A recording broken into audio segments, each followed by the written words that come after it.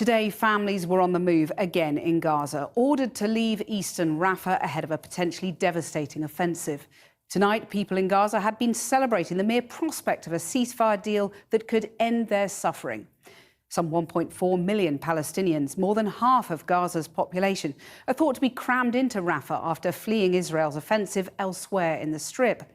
The Israeli army has ordered around 100,000 of them to move to al-Mawazi on the coast, and what Israel has called an expanded humanitarian area. It also takes in part of Khan Yunis, much of which is rubble after an offensive there. But tonight, with Hamas saying it agrees a deal, let's get more from Kemi Nzerema, who joins me now in the studio. Kemi, dramatic developments just in the last few moments. What are you hearing? The first thing to reiterate is that Israel so far says they haven't agreed to their side of this. That will change, one assumes, as we get more information. Let us just briefly go through what we know of what Hamas say they have agreed to. They released a statement to media recently.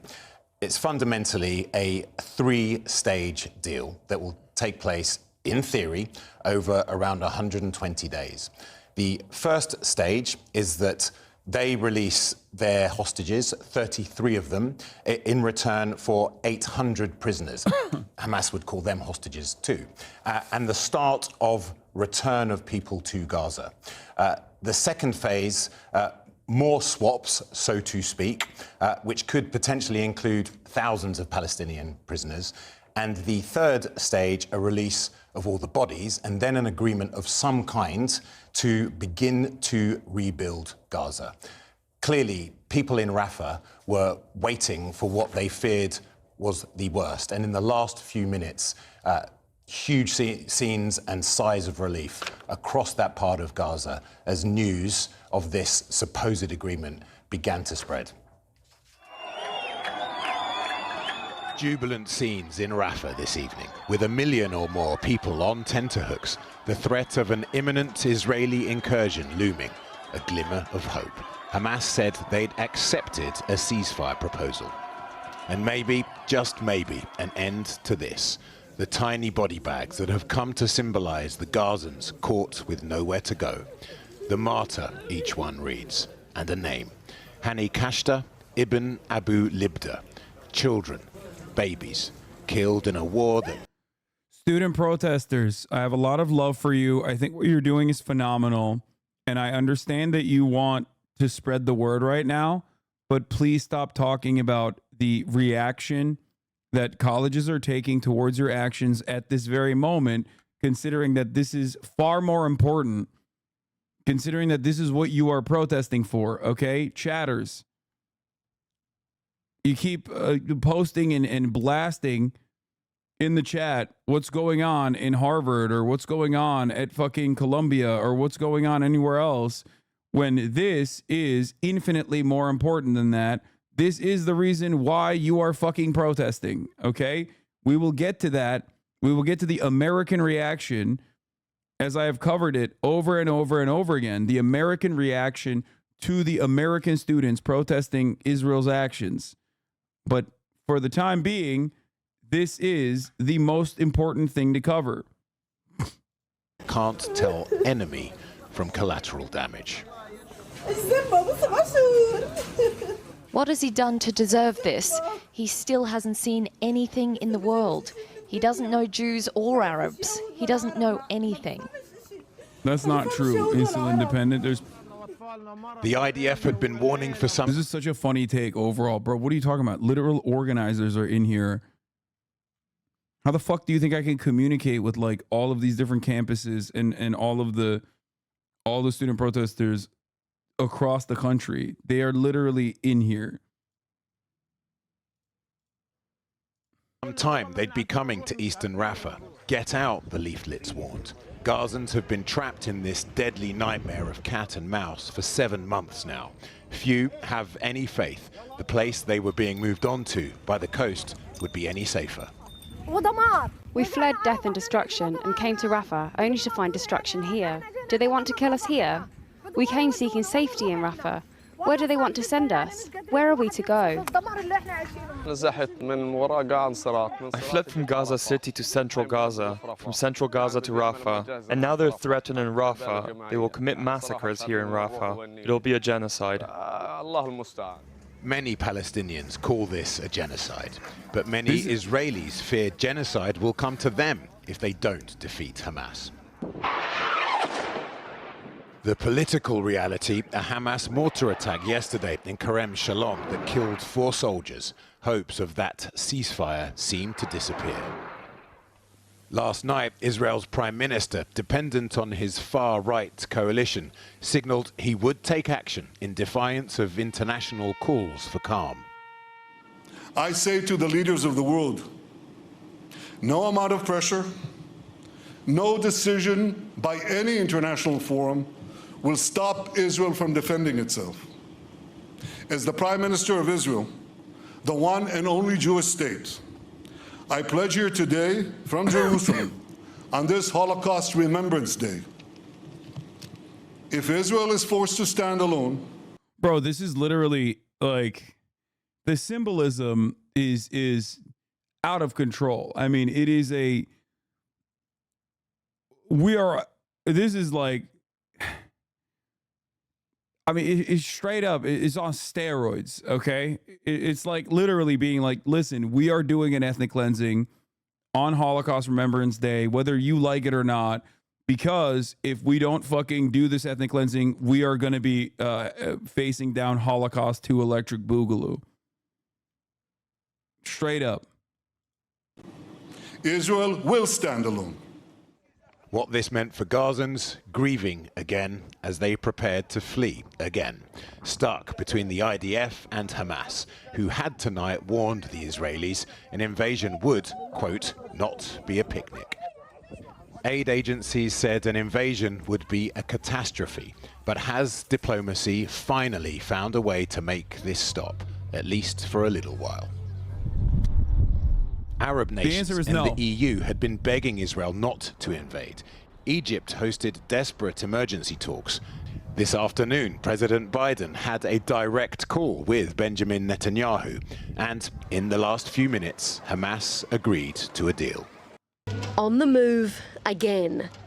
Rafah was their last refuge, but not anymore.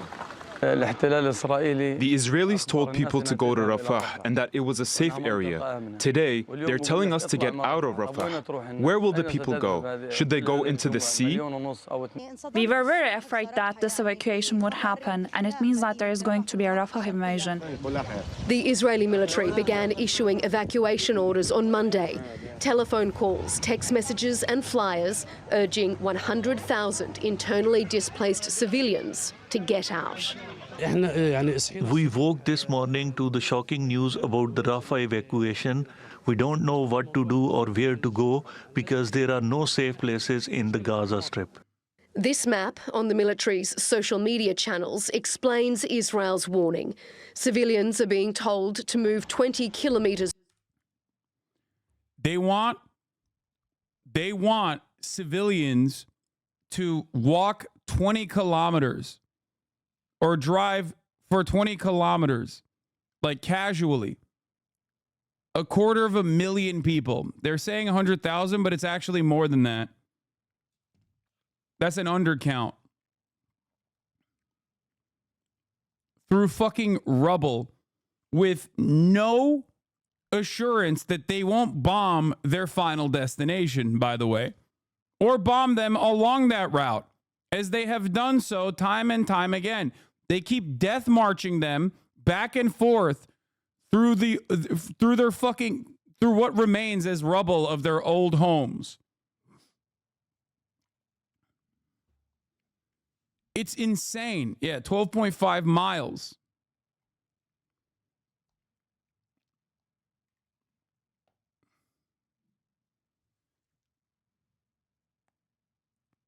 Not a safe zone. They say it's a safer zone. Yeah. It's insane. explains Israel's warning. Civilians are being told to move 20 kilometres north to what the Israeli military now calls an expanded humanitarian. Like, this right here is the preferable existence for them now. This is what I mean when I say Israel gets to pick and choose the conditions of Palestinians. Okay? They get to choose exactly how violent they want to be. They get to choose the living conditions of the Palestinians in general. This was, before October 7, this would have been an unimaginable cruelty. October 7, 2023, Palestinians living like this considered an unimaginable cruelty in comparison to the conditions that they were facing at that point in time. On May 6, 2024, this is now a luxurious, preferable mode of existence in comparison to what comes next.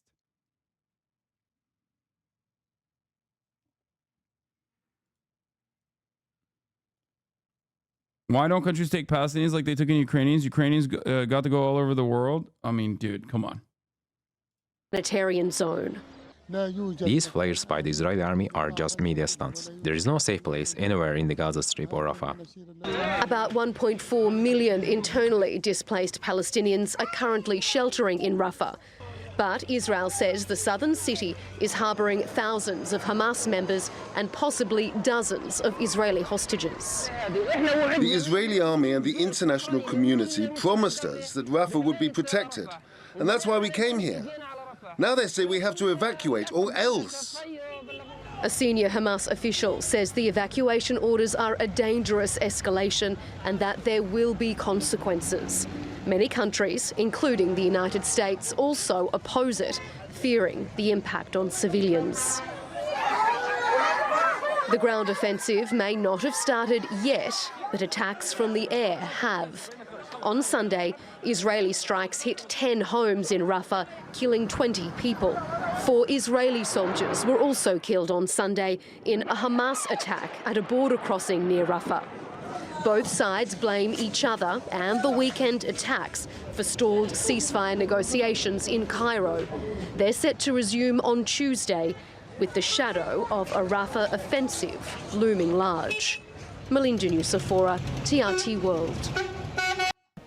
We begin this hour in the Middle East. Israel's military has said it's begun ordering Palestinian civilians to leave parts of eastern Rafah ahead of a planned operation in the southern Gaza city. In this video by the Israeli Defense Forces, they're urging those in eastern Rafah, close to the border with Israel, to move to what they call a humanitarian zone in the Al-Mawasi and Khan Yunis areas. They just keep changing it. It's just like, hey guys, come on. 250,000, 250,000 people. They say 100,000, but I think it's that's an undercount once again. Undercount. But let's say it's 100,000. It's like, come on, just death march over to Khan Yunis, which is also rubble, by the way. A humanitarian corridor has now opened up for you. Bitch, that is the humanitarian corridor. What the fuck are we talking about? That was the safe zone. Now it's not so safe.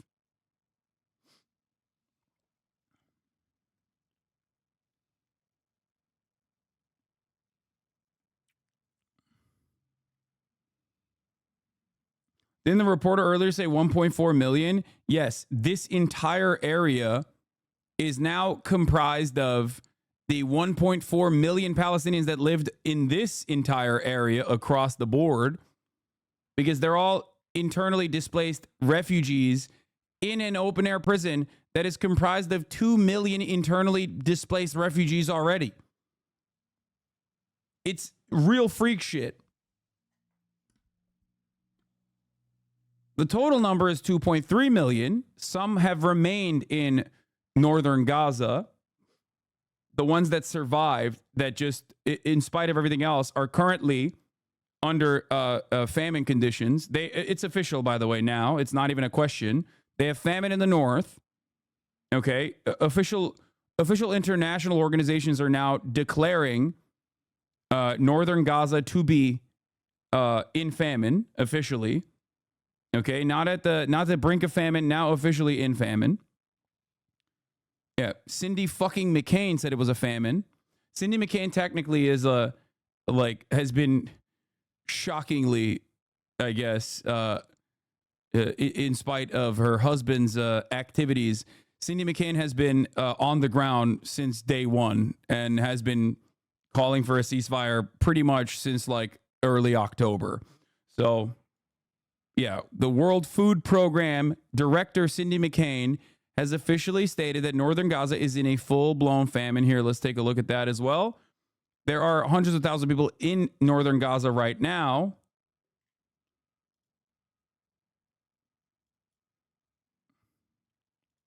Let's talk about the World Food Program. You have provided aid to 1.4 million people every month since the start of the war, but the war is nearly in its 7th month. How dire is the humanitarian crisis on the ground right now in Gaza? Well, whenever you have conflict like this and emotions rage high and things happen in a war, famine happens. And so what I can explain to you is that there is famine, full-blown famine in the north, and it's moving its way south. And so with what we're asking for and what we've continually asked for is a ceasefire and the ability to have unfettered access to get in, safe and unfettered access to get into into Gaza, various ports and various gate crossings. But it has. Guys, chill out. She's not saying like famine happens as in, I don't think you understand. As the director of the World Food Program, this is a pretty damning statement, which the Meet the Press exclusive MSNBC reporter will reiterate how important it is that she is saying this, okay? She's using diplomatic language while still saying something very, very important. The truth about what is going on in Gaza. It hasn't always worked that way. It's been a very difficult run, and I'm so proud of our people on the ground there because it's dangerous, and they continue to deliver. I just want to be very clear because what you're saying is significant, and I believe it's the first time we've heard it. You're saying there is full-blown famine in northern Gaza. I am. Yes, I am. And there has not been an official declaration that there is famine, but you are saying that based on what you've seen. Yes, it is. Based on what we've seen and what we've experienced on the ground, yes. Which is? This is the executive director of the of an important international organization. It's horror. It's, like, it's just, that's a big fucking deal. Because up until now, UN and everyone else has been saying it's in the brink of famine. This guy watches the news and misinterprets it every day. Wow. Brother, the only thing you're misinterpreting is the top of the hour ad break, which you will be seeing. I love that you are still in here saying I'm professionally unemployed when you probably need to subscribe for $5 a month or for free in order to stop seeing the fucking ads at the top of the hour, therefore directly giving me money, or your very existence in this chat in and of itself, whether you like it or not, is still going to generate revenue for me because you're going to be watching the 3 minutes of ads. Okay? Like, get your fucking narrative straight. Am I a grifter, socialist, living in a mega mansion? Or am I a motherfucking, motherfucking professionally unemployed loser?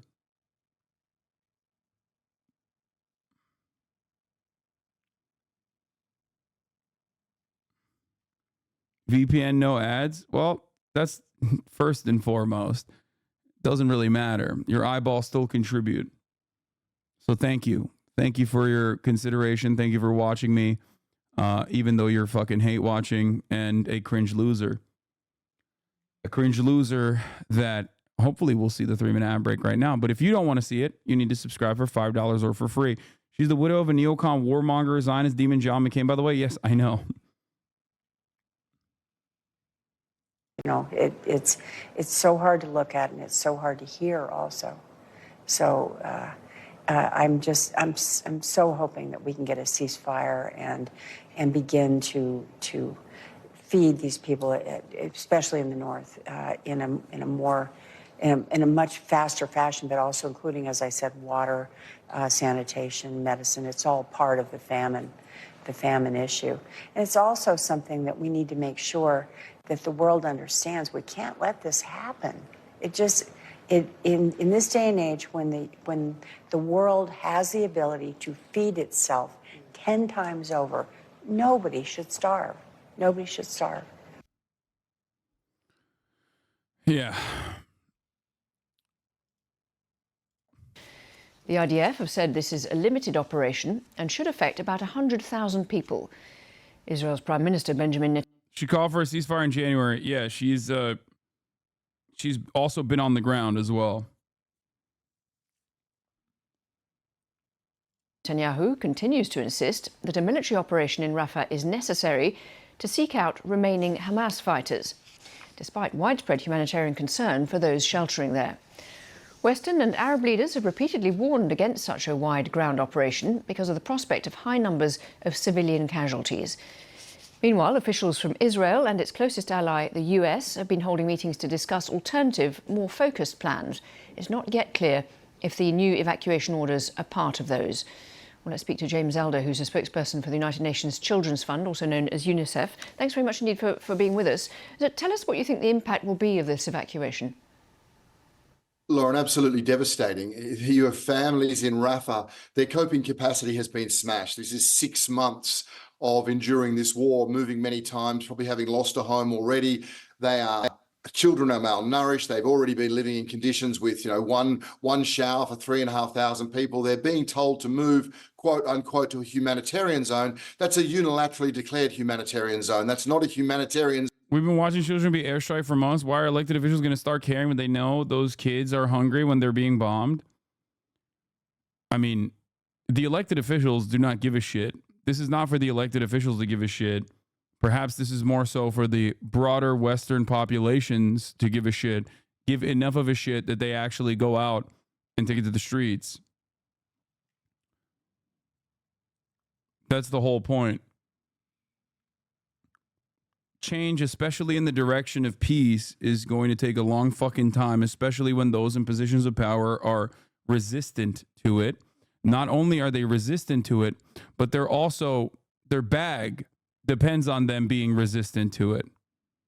Here's CNN finally getting to the... Yeah, and some of those members already called the deal really no deal immediately when it came out. Jeremy, back to you on this, though. I just want to see if you can give us a sense of what the mood is in Israel on hearing this news. Of course, we see the video of the families of hostages who just want to be able to hug their loved ones and get them home. But how much pressure will there be and how much acceptance would there be of Israel not going into Rafah?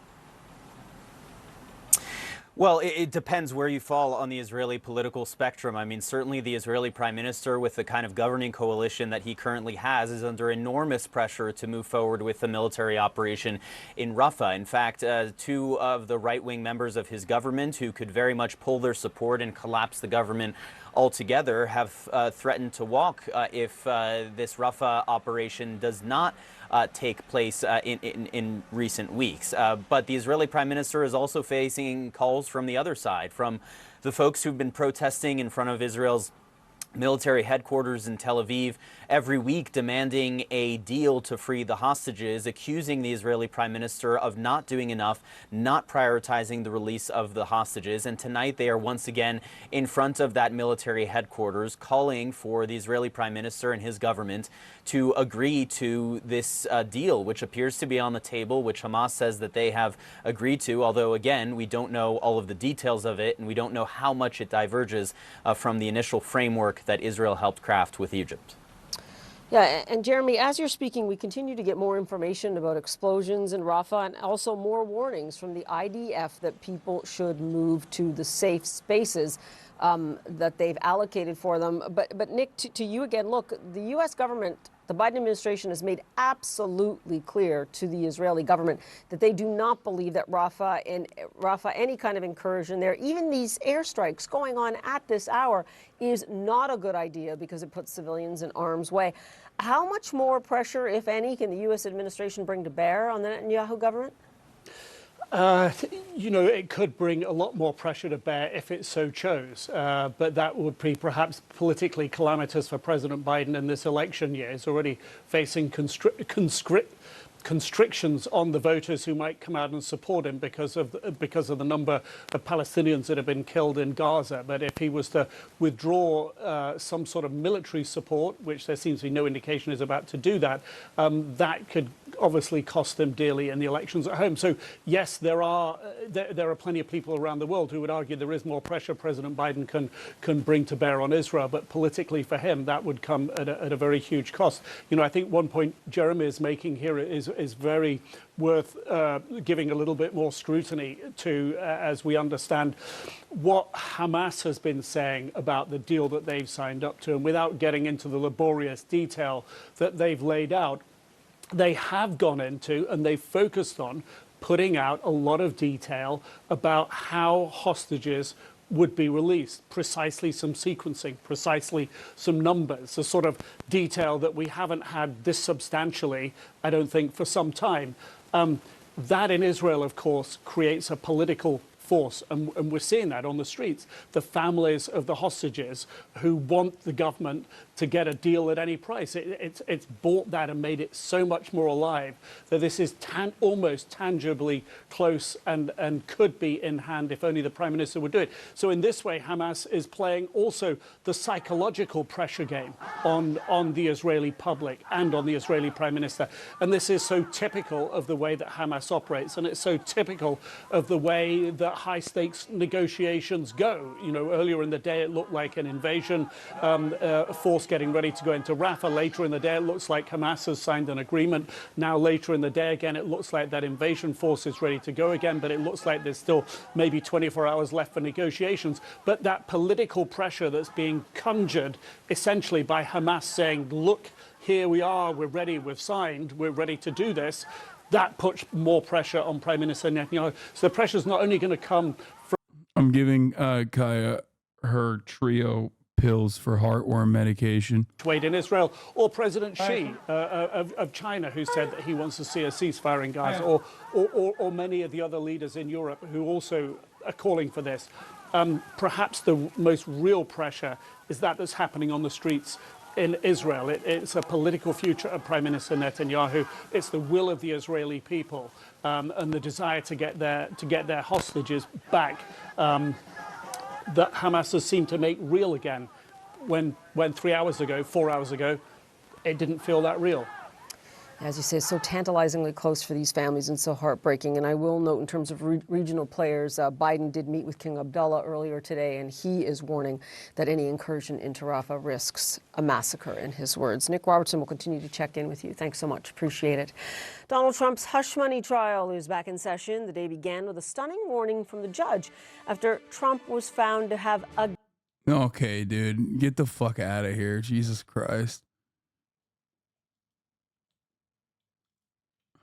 Zone where humanitarians have been able to provide the services they need to. So I've been talking to colleagues and friends in Rafah this morning, and they're terrified. I was speaking, Lauren, to a young woman. She's like, I know this has been coming. I just don't know what to pack. They'll go to an area in the middle zone, Lauren, called Deri Bala, where there is literally raw sewage in the streets, or maybe to Al Mawasi, which is a beach. Same story applies. Nowhere is safe, but as unbearable as this is, it's happening, and it's going to be horrific. And is it your understanding that there are only specific areas that people have been allowed to move to, or can they choose? No, there are specific areas without a doubt. Partly they will have to choose based on those people who have the means to leave. A lot of people have injured children with them. Hospitals, as I've seen, hospitals cannot cope with the number of injuries. There's a lot of children who have had amputations who are back living in tents. Those families will find it hard to move. But geographically, logistically, no, you still can't. A lot of families will not be able to move to the north if they'd hoped to. Khan Yunis is impossible. That's another city bordering Rafah. That is rubble, not a little bit, but street after street of rubble. So they'll be pushed into this area called Mawasi, Lauren, which is a beach area. It's sand. It has next to no sanitation or hygiene. It's getting hot right now in Gaza. It's raining today, but it's getting hot. So they'll be in tents. side by side, 5 or 6 times the population density of New York City, but all on the ground, not a high-rise to be seen, with no hospital care. The last remaining hospital of size is in Rafah, European hospital, so named because it was donated by the people of Europe. It's got 20,000 people hiding there and thousands more in care. They will have to move somewhere without the medical care that they need. Tell us, you said that the Israeli army had set up these areas without assistance from the humanitarian community. What can you now do in terms of providing help if people are moving? Is there anything you can do? Yeah, it's a great question. The whole aid operation has been so fragile because of denials and restrictions and insecurity and bombardments. Let's not forget our colleagues from the World Central Kitchen who were killed. A week later, a UNICEF vehicle came under fire. Now, of course, that crossing in Rafah that is the lifeline of aid. If we are going to get close to meeting the needs of people, that crossing will now be closed for I don't know for how long. So, no, we have to be clear. You can't unilaterally declare a safe zone, firstly, because the other side won't be considering it as that, and secondly, because the United Nations needs time to actually try and support 1 million or 2 people. I said this in November. UNICEF and the UN has said this, Lauren, from the very start in November and December.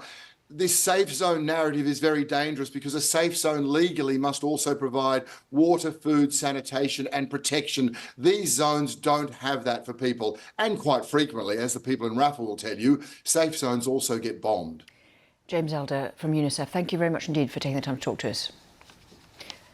Next, an operational update. In recent hours, the IDF has informed Gazans in eastern Rafah to evacuate temporarily towards the expanded humanitarian area. We have made Gazans aware through flyers dropped, SMS messages, phone calls. This guy is the biggest piece of shit in England right now, taking over Elon Levy's job after Elon Levy famously was found to make a mockery of David Cameron. Like, he went up against David Cameron. So Israel packed him up, and then they moved forward with this fucking piece of shit. Anyway, regardless,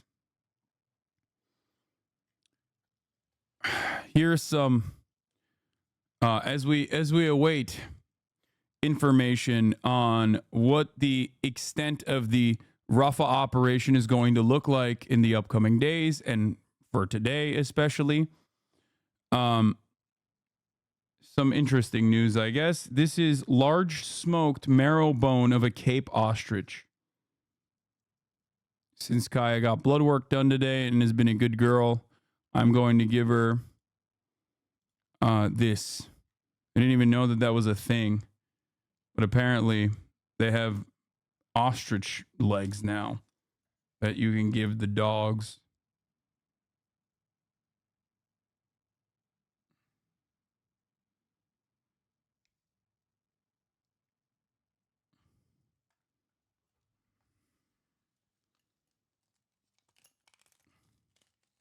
Looks like some fucking champagne socialist ass treat for your pampered dog. Don't be jealous that she deserves the best.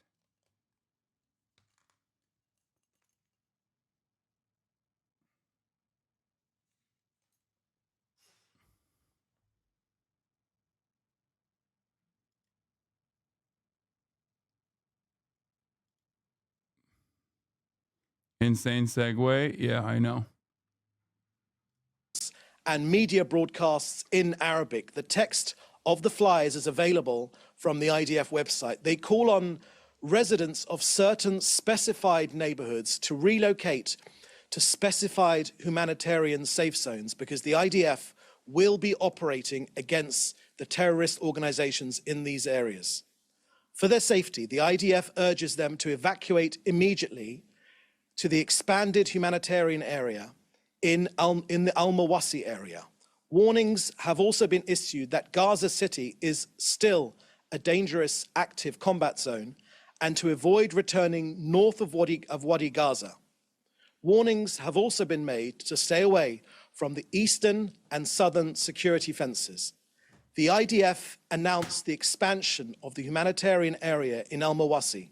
The area will spread from Dir al-Bala in the north and up to the south, and in the east to the center of Khan Yunis. A map has been provided. In these areas, expanded humanitarian aid will continue. Gazans have been alerted that the IDF will continue fighting the terror organizations, and we have made Gazans aware that Hamas seeks to use them as human shields.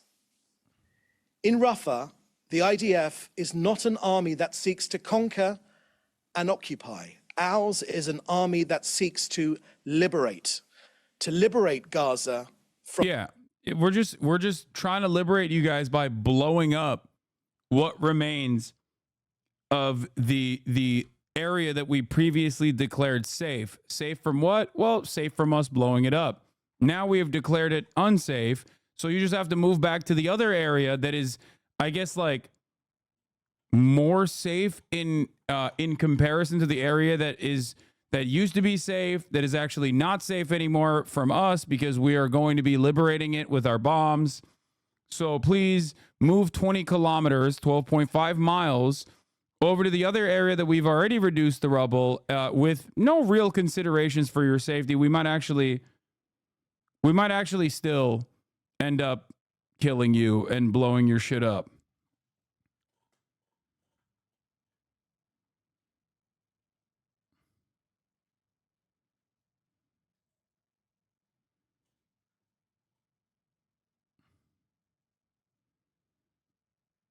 Great stuff. Thank you. From Hamas. Okay, let's get more now on the Israeli government decision to close down the Al Jazeera TV channel in Israel. This has been happening throughout the day, and Sebastian Usher is our Middle East analyst at the BBC World Service. And we've had some news in just in the last half an hour or so, Sebastian, from Frank Gardner, our security correspondent in Jerusalem, who says that Israeli police have already raided the offices of the Qatar-based channel. And that was just within hours, wasn't it, of that decision? That's right. To shut it down. It seems very, very swift. It is. It's swift, but it has been building for some time. Oh, and we this watched is something that the Israeli government, now this far-right government, has very much pushed for, and especially in the context of the Gaza war events since October the 7th. Bro, I'll be honest with you. Even when you have guys like this on the BBC more frequently, like, that is indicative of the tide shifting, for the record. Like, BBC and the British government and all of the British propaganda machine has been so unimaginably, unconditionally in support of Israel's actions. Like, from the jump, nonstop, yeah, like insane shit. Okay? Absolutely insane shit. Like, worse than America. I've said this before. I said this during the Corbyn stuff, the way that they took down Corbyn. That guy that you saw that is currently the Israeli like foreign propaganda minister for the UK is literally one of the people that played a role in taking down Jeremy Corbyn as a labor friend to Israel. Okay? That guy that we just saw, the other guy, not this guy, that dude was straight up one of the instrumental people in claiming that Jeremy Corbyn was actually, anti-Semitic because he was anti-Israel. Yeah, the fat fuck guy that you just saw, Mr. Baron Harkonnen. Okay, so the fact that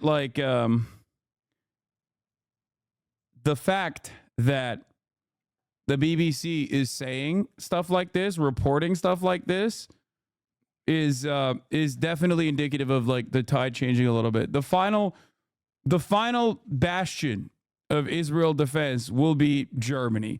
Once you start seeing German news actually adequately report what the fuck is going on the ground, that's when you know Israel has fallen. Okay.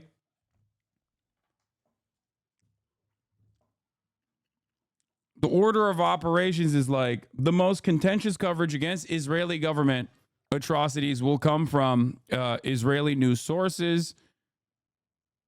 And then it's just America, England, Germany. Going from most contentious to least contentious on the allied nation side and their propaganda.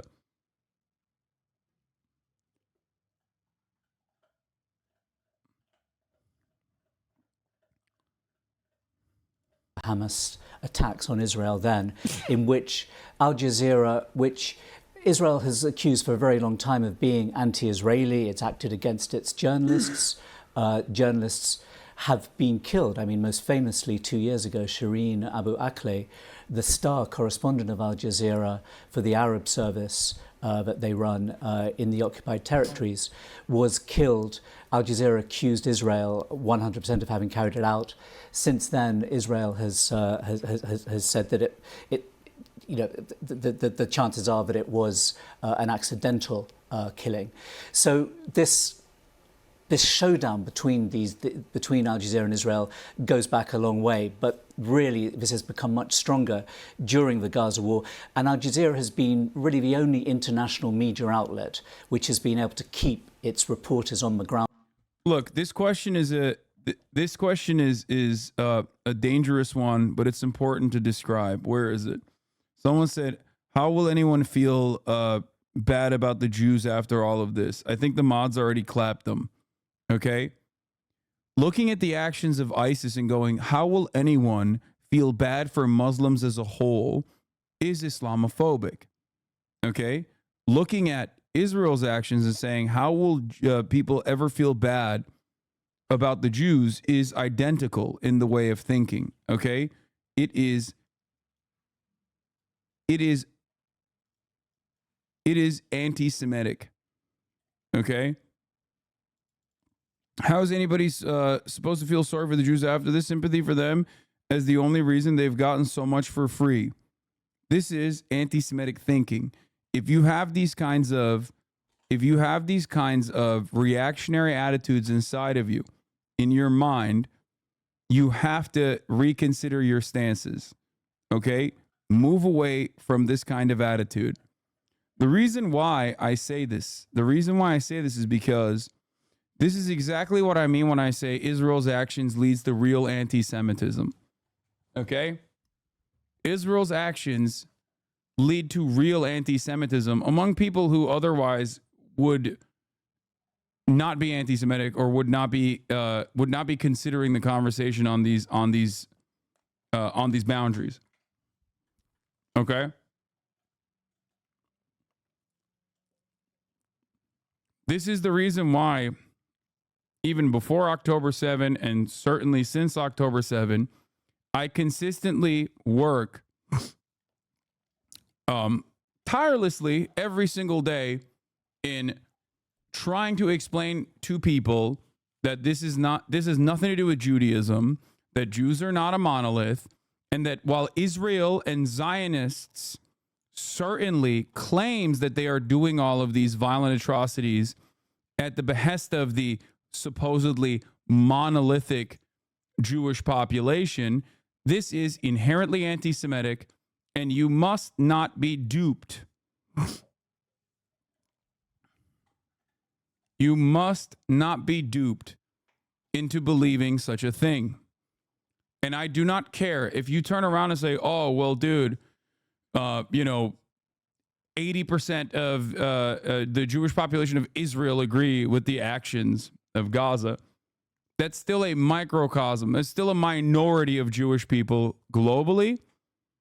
Okay? That's still a minority of Jewish people globally. The reality is there are far more Jews outside of Israel.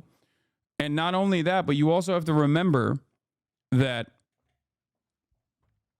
there are far more Christian Zionists than there are Jews as a whole. Okay? Do not take the fucking bait. It is very difficult, especially if you're not Jewish yourself. It is very difficult, especially if you live in a a distance from like any Jewish person in the United States of America for you to understand that Jews are not a fucking monolith. And I say this exact same thing about black people in general as well. It's just when you are not around any black people, you are more susceptible to the stereotyping in the media. If you're not around any Jewish people, you are more susceptible to looking at the messages from mainstream media and thinking, well, it seems like all the Jewish people are on board with this. It seems like this is a crime that is on their hands. Okay. Jews are not a monolith.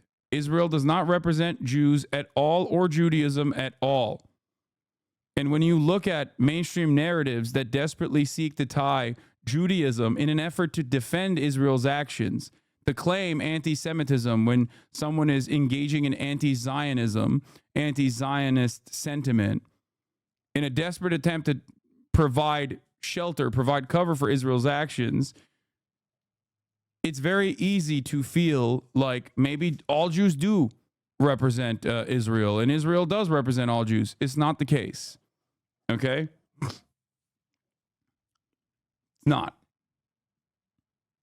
Israel cynically utilizes Judaism in a way to shelter themselves. Israel cynically will talk about the Holocaust in an effort to justify their atrocities.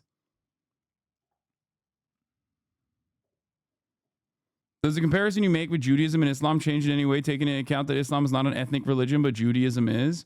No, it doesn't. Because ultimately, it ultimately doesn't matter. Because across the board, regardless of ethnic Judaism or regardless of like cultural Judaism or religious Judaism, Israel's actions are completely unmarried from all three of those aspects. And not only that, but also is antagonistic to the shared history of Jews, especially considering that Jewish history is almost always centered around resistance to apartheid, resistance to oppression, resistance to pogroms, being victim to such violent atrocities. And Jews now in the United States of America fall under the same exact demographic, the demographic opinions of the broader whole. Okay? That is precisely the reason why when you meet Jewish people under the age of 35, the likelihood that they are going to be anti-Zionist, the likelihood that they're going to be phenomenally critical of Israel's apartheid, to recognize that Israel is engaging in an apartheid or engaging in ethnic cleansing, is almost identical to anyone who is not Jewish in the United States of America under the age of 35. Whenever people talk about like, oh, 80% of Jews agree with Israel or love Israel or whatever, it is infinitely more complicated. However, media narratives, of course, in an effort to cynically shelter Israel's actions, will work against that. The media is literally participating in more anti-Semitic sentiment being raised, in more anti-Semitic sentiment being promoted in short-term thinking in an effort to, in the short term, defend Israel's actions. When the dust settles, all this will yield, all this will create is more anti-Semitism, real anti-Semitism, not the fucking fake bullshit that the ADL promotes, like, oh, people are saying free Palestine, that's anti-Semitic. I'm talking like actual anti-Semitism, like the idea that Jews across the board are fully in favor of Israel's violent actions, that Jews are monolithic in their thinking. It's not correct.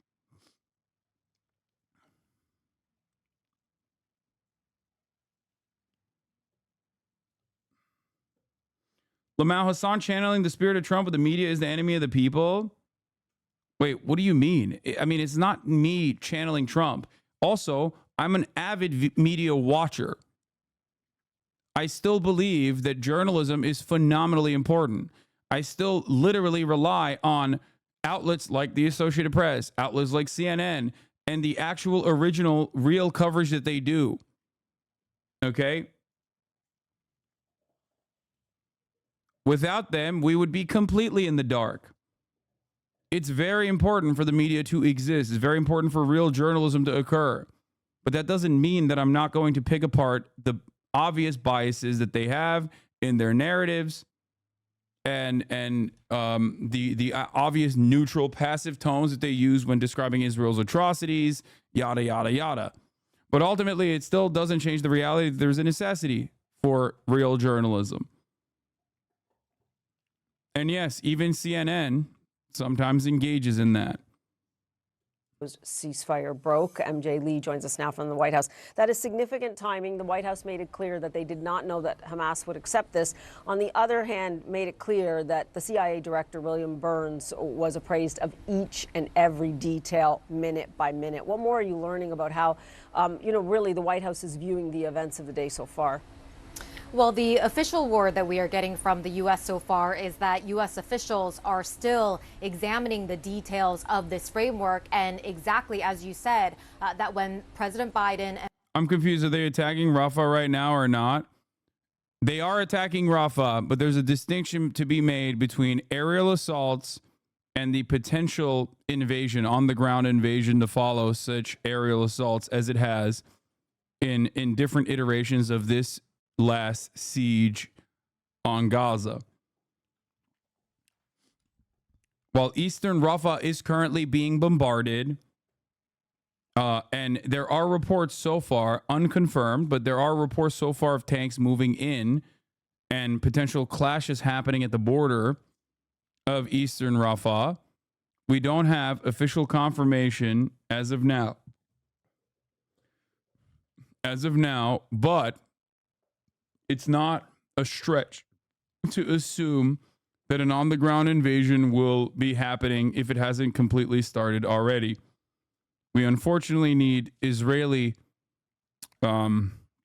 unfortunately do need official confirmation from at least like someone like Emmanuel Fabian or an Israeli embedded reporter to figure out if the tanks are moving in or not.